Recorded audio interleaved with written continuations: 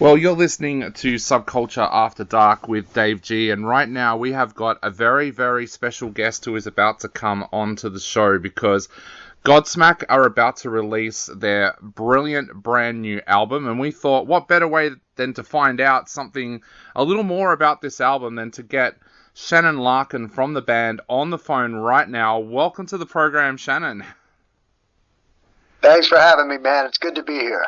Now, mate, I have had the privilege of listening to this album over the last couple of days, and I've got to say, it is an absolute true work of beauty. I've absolutely fallen in love with this album, so congratulations, and how are you feeling about it now?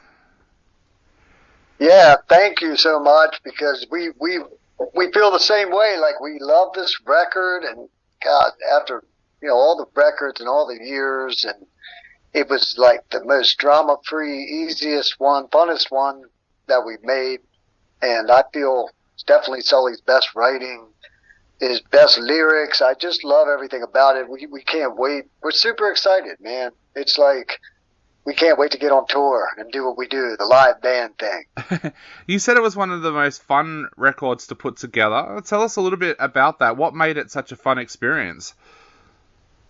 Well, I guess, basically all the years have passed, and we've been through pretty much everything, that breaks a band up, drugs and alcohol, women, money, and ego, right? We've been through all those issues over 20 years and come out closer, with stronger friendships and mellower. I haven't drank in over 7 years now, and so everything has just gotten more calm and confident.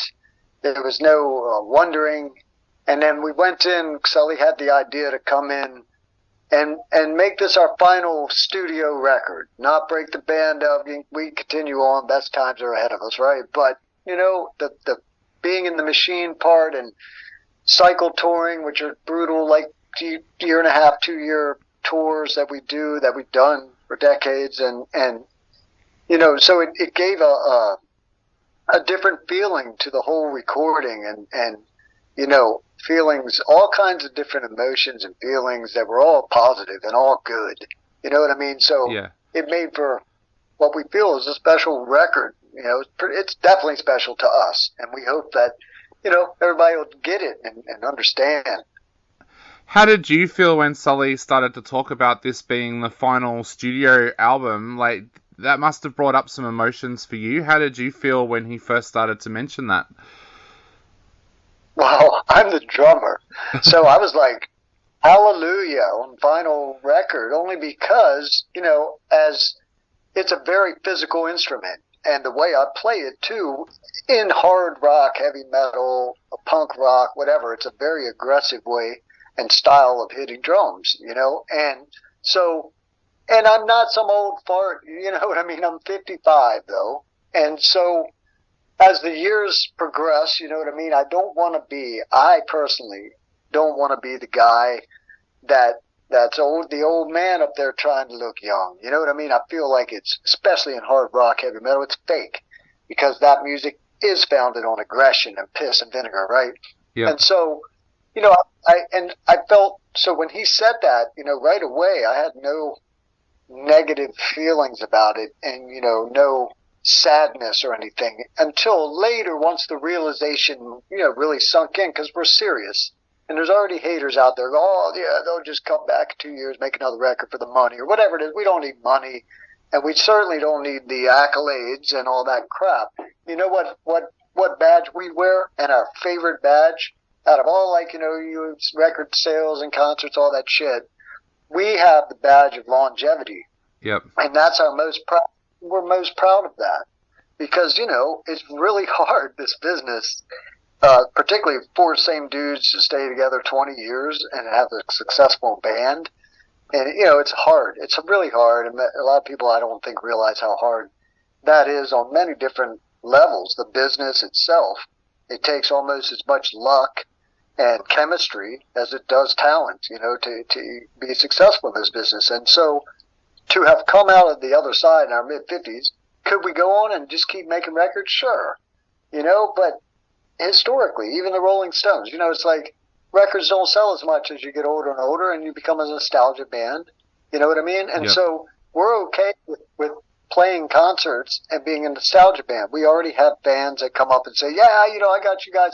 These are 40 and 50-year-old people that started listening to our records when they were in middle school, and so there's lots of nostalgia already in the last record that we toured on, of meeting a lot of folks, fans like that. And so, we understand where we can be, and it's nice. I'll stress this too really quickly. In this, our lives, the four of us in Godsmack was first, and family and friends and everything else in life was second. And that's how we feel we were successful for all that time, because, your focus was laser on just Godsmack. And so it's our lives. This band, for the next 2 years, we're going to tour the shit out of this record, and that's going to be our lives, And then finally, after a couple decades, we'll finally have, and it's simply the making of records that does this, which it's product, you go sell, there's money, it's all that crap. It's the business, the machine. But we'll finally be able to become what we started as, which is a live band. We can go out and we can play concerts at basically our discretion. Like if we want to do, a couple weeks of festivals in America, or come down there for a festival or something, we can do that. Yeah. And that'd be the only thing we do that year, because we're not trying to push some product, right? And so our reward is playing live. Yeah. I mean, that's what we always done. It's what we love to do. And so, people can, spin this how they want, but we didn't do it to get attention. And we just thought, well, it's a great idea.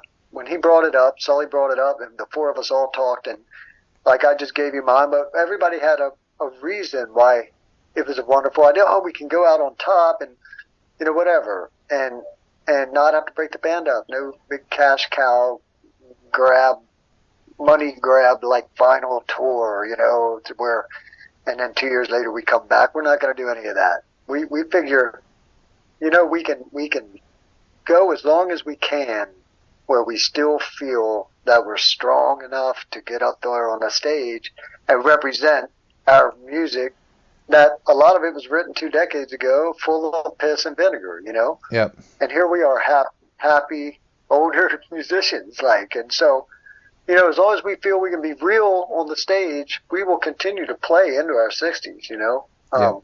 But the minute I feel like I'm up there faking it and acting like I'm young, then I'll quit. Yeah. Shannon, did you feel when you're in the studio, knowing that it was your last time, do you feel that changed the way that you approached the album at all, or was it just business as usual? It was business as usual, man, and that was the beauty of it. We really just clicked in the room, writing the songs, all the songs coming together in the studio. It just was organic and natural, and it felt so right. And the lyrics were coming to him, and all the lyrics ended up being cohesive and kind of telling the story of his life, really, in this band, And, one of the songs is even a love letter. It's not a love letter, a thank you letter almost to us for putting up with, him being a artist, which a lot of times was crazy. Or it's crazy sometimes. So, and then there's lighting up the sky, which is kind of a reflection of his life and business, and it's kind of it did affect us knowing it was the last record. Even musically, he really focused on trying to get the elements, because our records come far apart. Since I joined in 2003, 20-some years ago, we put records out every 4 years. It's a year to record, 2 years to tour, and then a year off, a way to just come up with ideas and get excited about getting back together. And so it's every record. You can look at it 4 years apart, and that's a long time, 4 years. Yep. And so, in between Faceless and Four, those are 2 completely different records, We're the same 4 dudes, so it sounds like the same band, but the production, everything was totally different about those records. And the same thing with the Oracle, which came after 4, was completely different. So, because 4 years passed, and so on that 4-year cycle, this time it'll be the same thing. We'll go out tour for 2 years, and then we'll take a year off. And then instead of having to go back in the studio and make another product and everything that accompanies, we can go and make a rad tour where now we can make a best of set list with, our fans. It's exciting to us because we can take every moment from every tour, from every cycle, and pick the best moments from each one through the years and make one giant set list that just is nothing but moments. So we figure our fans and us on stage playing it, everybody's going to be happy, Definitely. And it'll be worth the exorbitant ticket prices they charge now, Talking about the lyrics on this album, you mentioned that Sully's lyrics felt like a love letter. They are so personal on this album. One of the things I realized when I was listening to this album was I kept on thinking of moments in my own life when I felt like that. What were your first thoughts when you read those lyrics? Because they do feel like you're reading somebody's diary. Well, historically, 90% of the songs have been the lyrics written by Sully are about Sully. Yeah. And so he's never been shy to wear his heart on his sleeve. And unfortunately, his heart is battered. And so, and us as his friends, that's the trippy part. We're friends, and so we're in band members, but we're like brothers. And so, we've watched him over the years, and it happened recently, and this record, Surrender, was about one of his heartbreaks that was recent. And so, but to us, me and Robbie and Tony are like, wow, that sucks. There's our bro again, hurt, Yep. But it's a catch-22 because then we look at each other and go, we're gonna have some hit songs out of this. Yeah. Because it's true, man. He gets heartbroken, then he'll go and write 3 really great songs because of that specific thing. So, it's like I said, it's a very, very catch-22 double-edged sword. But whenever that happens, he always produces great music, and I'm sure he'll continue to. There's mountains here where I like to say this, but it's because Godsmack definitely will define probably all of us, but we all do also have other mountains that perhaps we like to climb in life. You know what I mean? I look at it like, I know I'm going to be defined, right, by Godsmack, and probably after I'm long gone, he was the drummer for Godsmack, and I'm good with that. I'm proud of that. But, I also want to write books and maybe paint. I don't know. I can be a landscaper. Whatever I want to do, there's going to be mountains and more goals I'd like to achieve, you know what I mean? And so, to me, this is all just a hugely positive thing. And I understand why, especially our fans be like, what? They're lazy or whatever. But really, we're kind of in the best spot we've ever been our whole career. Yeah. Mate, I think the one thing that your fans would never call you is lazy. I think, like I said, your lyrics have helped so many people over the years. You must have had so many fans come up to you over the years and talk to you about how Sully's lyrics have changed their lives or made them think about their own lives. Absolutely, or got them through, thoughts of suicide and all these crazy things. And I've had people, it's funny because at one point,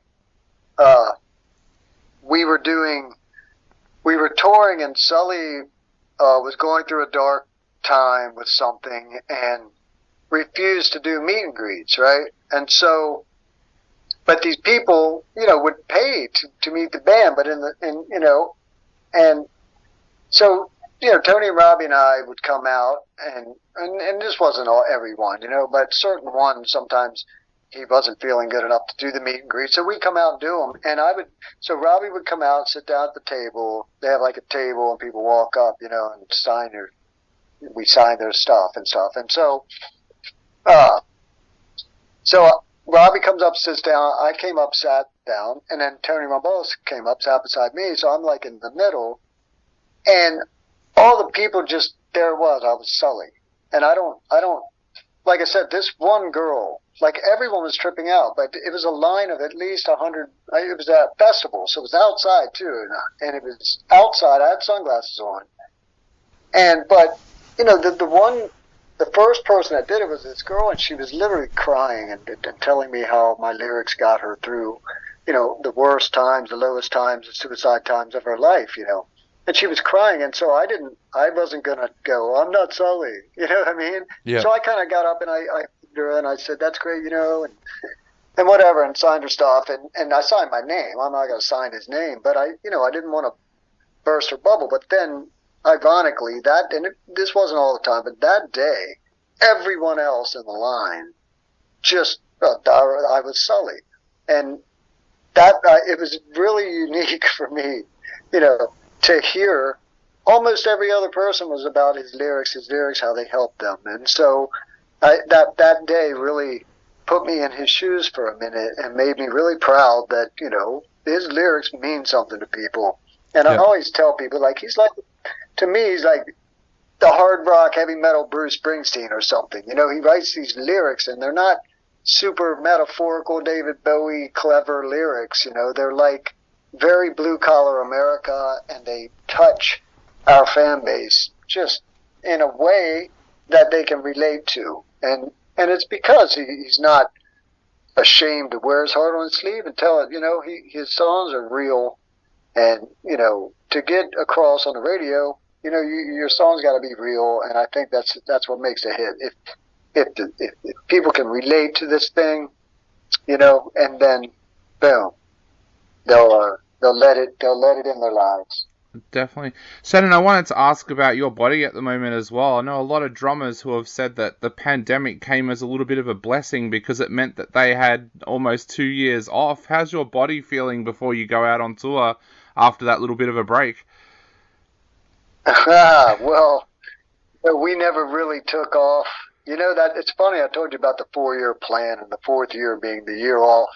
So 2020 happened, and we came back from the Legends tour, and we actually, our 4th song, which had never happened, went #1. So we could tour longer, and we love to play. We're a live band, so we had a 4th #1, and it was like the December of 2018, and so 2019.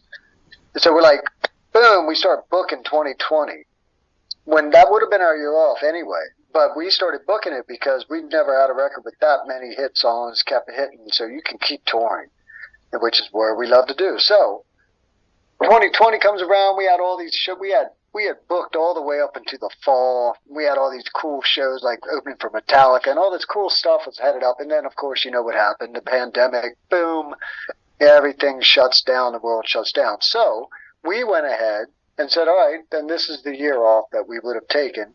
No worries. And then we'll just get right back on our schedule, and next year we'll start year 1 writing and recording, right?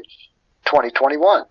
Well, as we all know, we figured, this thing will be gone. By 2021, the world will be back to normal. Well, It wasn't. So, but we did the same thing, and so now everybody, gathered in Florida in 2021, and we started writing. And that's basically, so the pandemic, we didn't have any time off, really. We took our year off in 2020, for sure. But then 2021, which was, for everyone else, another year of just being stuck home. That was us stuck home, but working and writing songs for the new record, which we did in 2021. And so by the end of 2021, we had it all, done and ready. And so now here we are. Or no, I'm at 2021. No, that's right. There was the extra year. That's right. Because then 2022 happened. So that's what it was. So then in 2021, we wrote a bunch of music, and then the world didn't get better. And then we took a break, and then came back, and a lot of that music got scrapped, and he had written the majority of these songs, way better stuff than what we had initially had. And so we continued. My point is we never just took another year off. We just continued writing and recording and writing and till we, and knowing it was our last one until we got the best stuff, that we felt represented the whole band's career. Like I said, like a love letter to our career. Definitely. Well, Shannon, I know we are right out of time and you've been so great chatting to us today, but I was just wondering, could you finish off by giving a little message to your fans just before they go out and grab this brand new album? Yes, I would like to say to all our fans that I hope they enjoy this new record. It really is a personal record, and although it's our last record, we hope to see you on tour, and we hope to tour as long as we can.